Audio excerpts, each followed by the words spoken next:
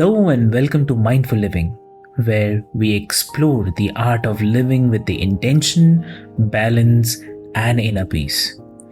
I am Avik, your host, guiding you through conversations on health, meditation, mental well being, mindfulness, and the mind body connection.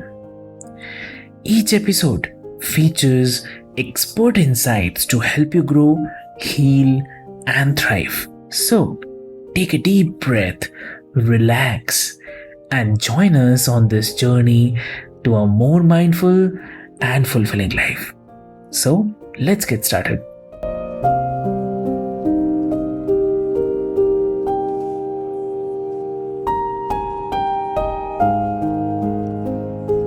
Welcome, listeners, to the Mindful Living podcast with your host, Sana.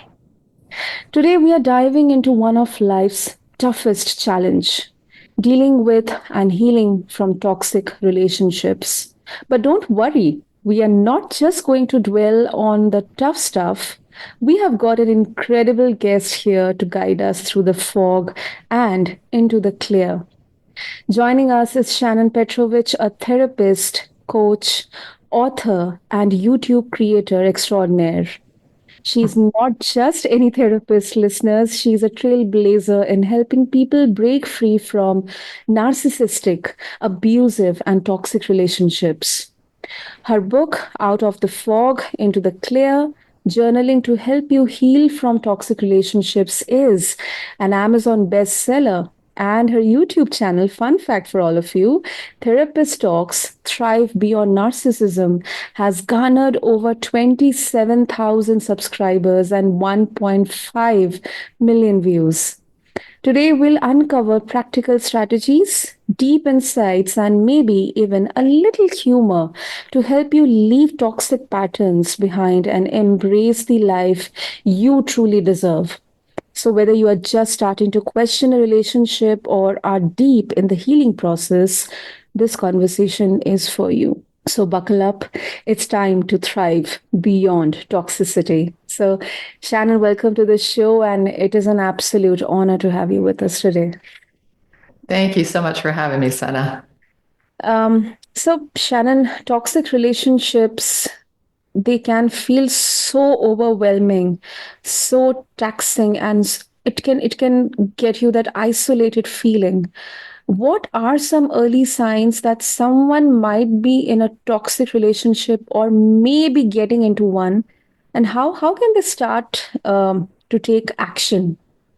Great question, Sana. And the essence of a toxic relationship is that the other person's thoughts, feelings, wants, and needs matter, and yours don't. Yep. So if you feel like you are always catering to them, always noticing what they want and what they need and what they think and feel, and that you're losing track of yourself, then you really have to take a step back and look at the relationship.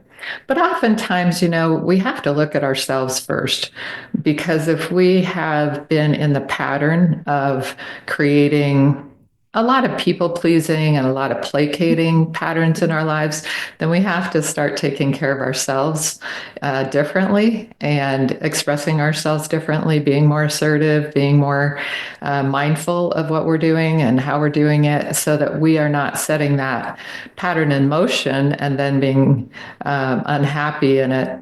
And sometimes I've actually counseled couples where when the person shows up fully and starts being more assertive, the other person is actually not toxic. They're not the one doing the shutting down. It's actually the person who's feeling victimized that is shutting themselves down.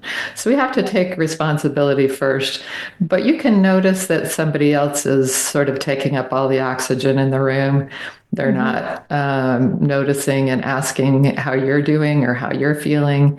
And if you start to assert boundaries at all, they usually start with these little microaggressions, and then they become more aggressive if you don't sort of toe the line the way they want you to.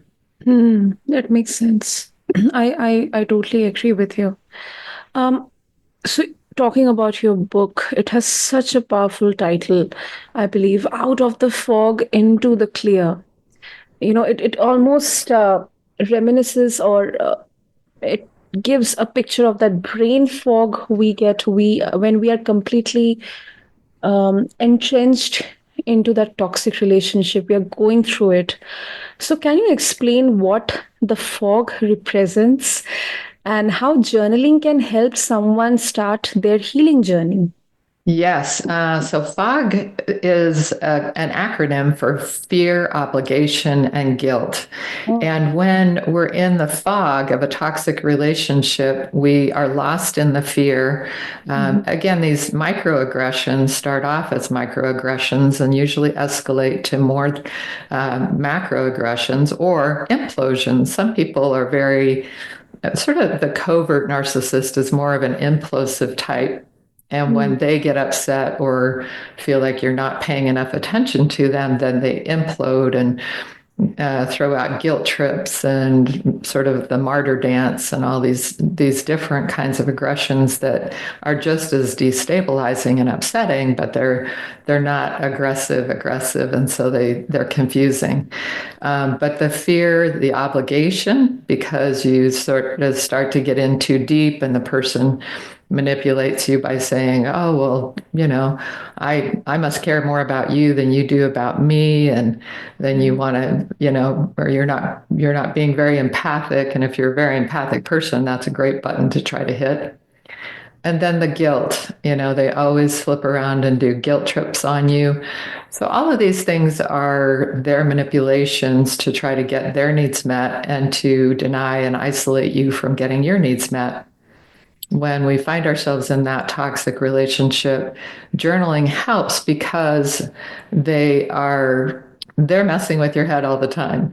And if you step back and journal, it helps you get back in your rational mind and list off all the things that are going on. And it helps you combat the gaslighting, and it helps you combat all the other games that they're playing and manipulations that they're playing. And when you can list off the things that are actually going on, you can use your rational mind to make a rational decision and then drag your emotional mind along, because it's not going to want to sever this relationship because it's very attached.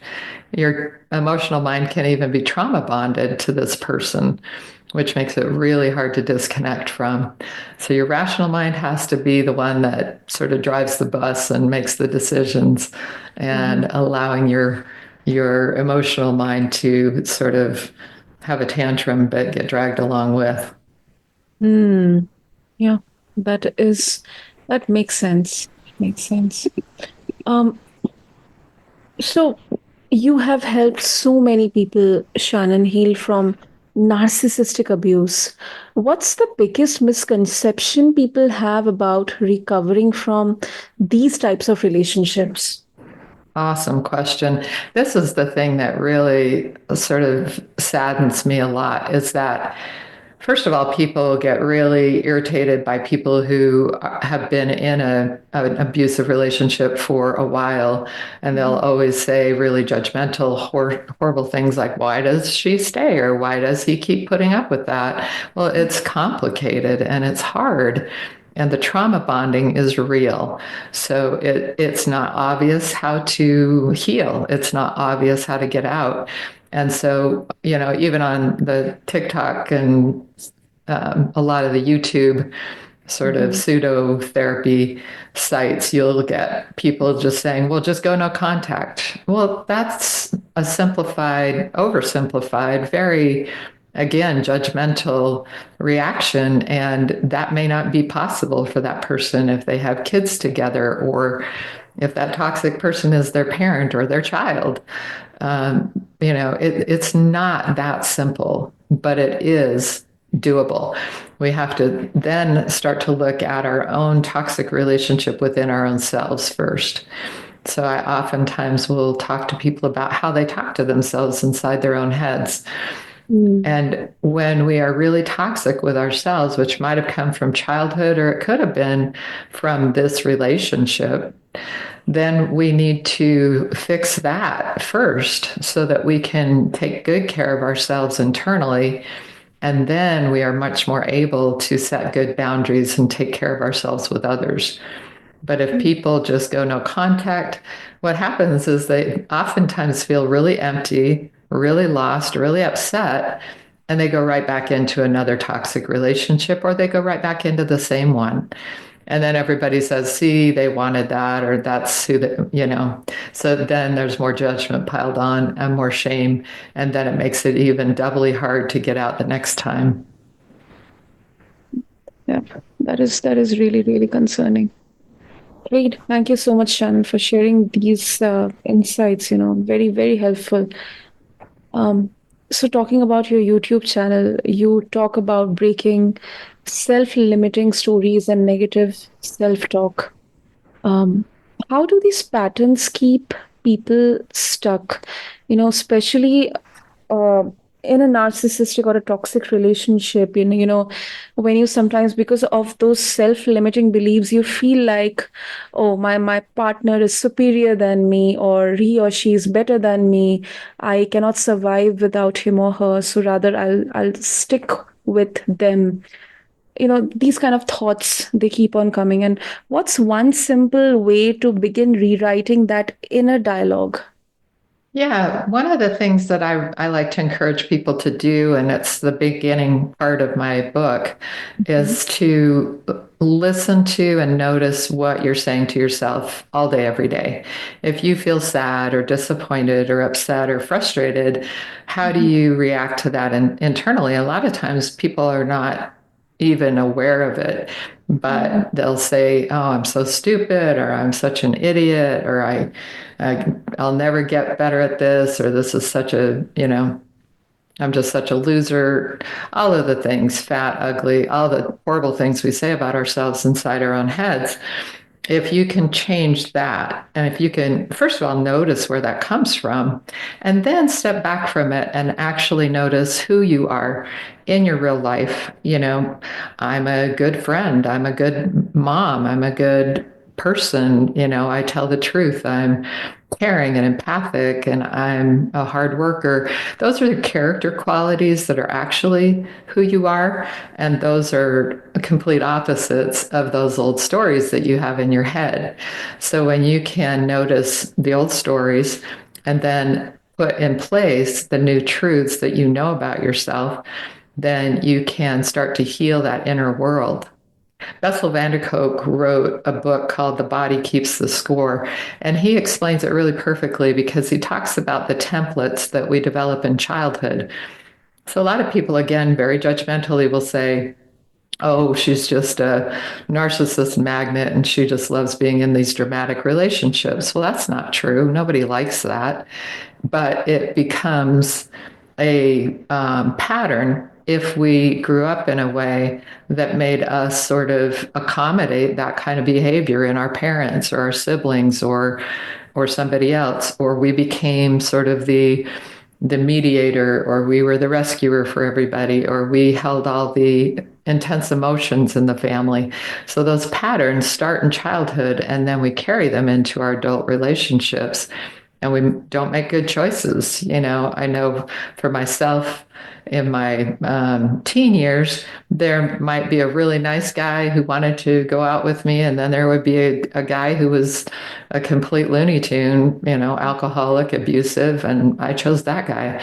He was, that chaos that I thought I could handle, and I could change and I could help or whatever. That little rescuer in me came out in that way. And so we have to heal the inside first, and then we will make better choices and take better care of ourselves. True, that's true. Healing is often a non-linear process. So, what advice do you have for someone, Shannon, who feels like they are making progress, but then gets triggered and feels like they are back to square one? Yeah, and that's so true. When you get triggered, you can fall into the fight, flight, or freeze response inside your brain. That's in the amygdala, which is our reactive survival mode brain.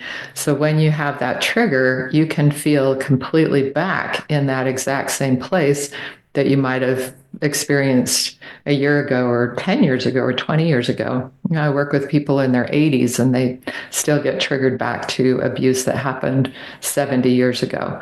So that is real and it is true.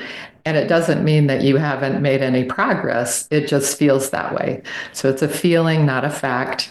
And we have to remind ourselves, okay, I came all this way and I've been triggered. And so I feel like I'm back at the beginning, but I'm not. I have made a lot of progress and I can get through this trigger again. And you need to develop, with the help of a coach or a therapist or someone else who knows what they're doing, to bring you through that experience and into a more functional way of taking care of yourself. That's right. That's right. Some critics may argue that focusing on toxic relationships can lead to a victim mindset. How do you ensure that your approach empowers clients to move beyond the pain instead of staying stuck in it forever? Yeah, and I think that is where my approach is really different, because I'm having people look at their own patterns, their own templates, as Bessel van der Kolk talks about, and our own internal self-talk. And when we change that, we're not a victim. We are completely empowered to take action in our lives. We are empowered to take complete ownership of our thoughts, feelings, wants, and needs in every relationship. A lot of times when I work with people, they'll realize, oh my gosh, not only is my husband, boyfriend, girlfriend, wife toxic, but also my best friend, who doesn't really care about me at all and only shows up when they want something. And, that we actually take ownership of ourselves and our mental health and our well-being and our boundaries in every relationship in our lives. So there's nothing victim-y about it at all. I think that the pattern that sends you into that victimhood is just calling everybody a narcissist, calling everybody toxic, going no contact instead of learning to set boundaries. All of that kind of keeps you in that victim mindset. True. That's a great answer, Shannon. So your trauma-informed, strengths-based approach, they they sound very empowering. So can you share an example how focusing on strengths can help someone reclaim their confidence and self-worth after a toxic relationship? Yeah. So again, we want to look at what are the truths of who you are. So a lot of times a person will say, oh, I'm such an idiot. I've stayed here so long. I'm such a doormat. And I'll flip that around and say, well, A, there's no evidence that you're not incredibly intelligent, which, a lot of these people who have been in these relationships are extremely intelligent. And there's a lot of evidence that you are a very noble person, a very committed person. You have, been a good mom or dad. You're a good friend. You believe in people, and those are wonderful qualities in a person. You've just shared them with the wrong person in this relationship, and you haven't taken good care of yourself. So helping them again to empower themselves to take ownership of their own thoughts, feelings, wants, and needs is what helps them to get well and empowered. And that's really the essence of a lot of the healing. And that is what helps us to feel good about ourselves again. And then I focus an entire last third of the book and also my coaching program on rebuilding. Because when you've been in a toxic relationship, what's amazing is that all of your attention is needed to monitor that other person's moods and their every whim and need and want, so that you lose yourself A lot of people don't even know what they think, feel, want, or need anymore. So you have to rebuild that from the inside out, and you have to fill yourself back up, because that emptiness will drive you back into that relationship or into another toxic relationship. So rebuilding your life, rebuilding your sense of self, rebuilding your connections to other people, because these toxic people tend to isolate you. All of that is really, really important work. And that's what makes this possible to really survive and thrive past. Wow, wow. That was really, really beautiful. So, Shannon, before we wrap up, there's a lot of skepticism around journaling as a healing tool. What would you say to someone who feels that journaling might not be enough to create meaningful change in their life, in their healing journey? Yeah, and it may not be, honestly, because it's been a journey for me. I started my YouTube channel 6 years ago, I believe, and it was originally going to be around general mental health issues of all sorts. I just wanted to share with a wider audience, and I didn't really want to write a book.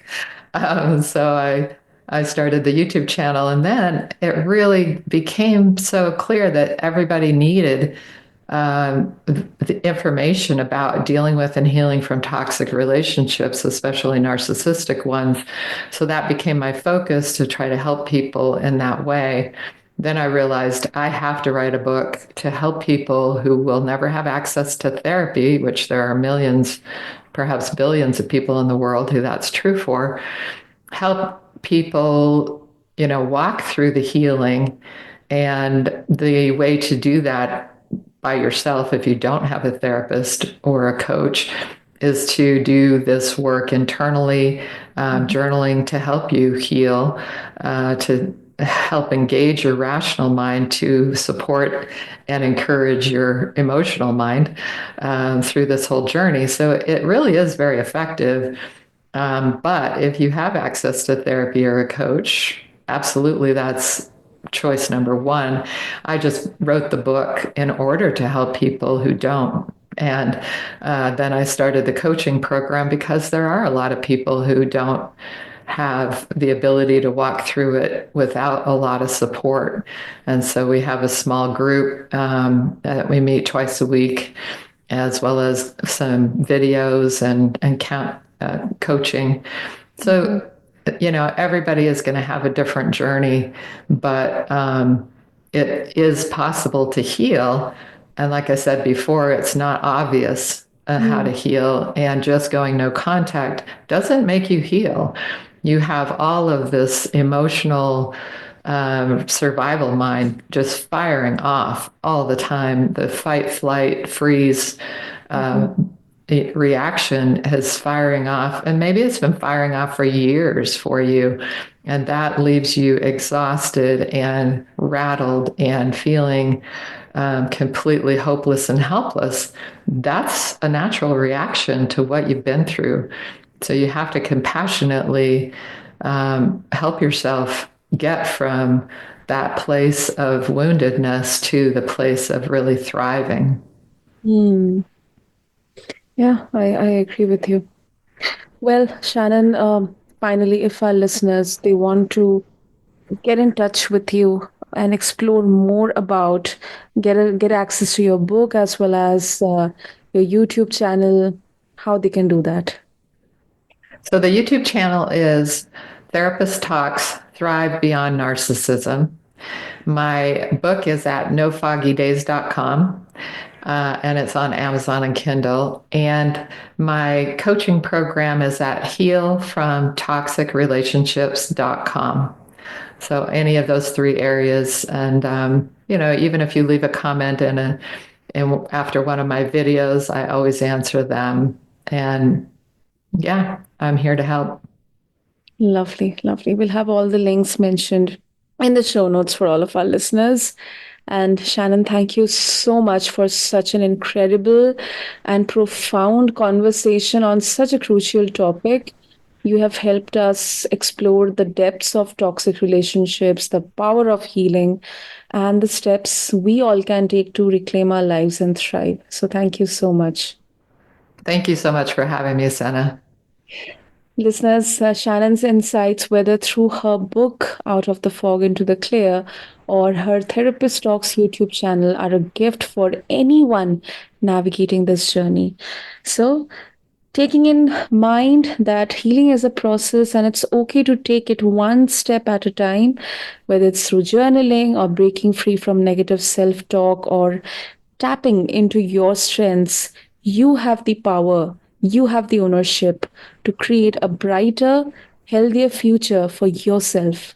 So, thank you so much, everyone, for tuning into the Mindful Living podcast. If you found value in today's episode, don't forget to subscribe, share it with someone who might need it, and leave a review. It helps us bring more incredible conversations like this to you. And as always, stay mindful, stay inspired, and remember, you are stronger than you know. Until next time, take care. Thank you.